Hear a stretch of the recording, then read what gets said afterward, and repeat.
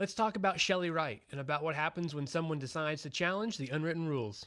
I grew up in Fort Scott, Kansas in the 90s, about an hour and change from Shelley Wright's hometown. It's a very early personal memory of mine seeing her and thinking, wow, someone that close by from another small town is really breaking big. I've always thought she was cool as hell. In the 90s, Shelley Wright was a working performer and songwriter in Nashville. She had a #1 hit with the song Single White Female. Great song, what a jam, although I've always preferred Shut Up and Drive just a bit more.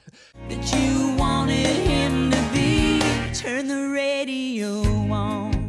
She was also a regular performer on the Grand Ole Opry, and the Opry is institutional approval. It's legacy access. It's the country music establishment saying, you belong here. In 2010, she released a memoir, Like Me, Confessions of a Heartland Country Singer, and publicly came out. Outside of Katie Lang, who by that point had largely left country music behind, Shelley Wright was the first openly out major label country artist in almost 20 years. Soft power works without anything ever having to be said. In fact, very often, it's the silence that speaks volumes. The phone stopped ringing. Invitations to industry events dried up.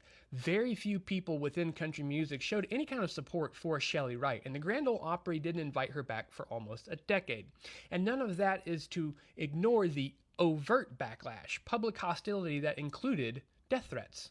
Country radio doesn't need written rules to enforce cultural compliance. It has advertisers, programmers, and assumptions about audience comfort.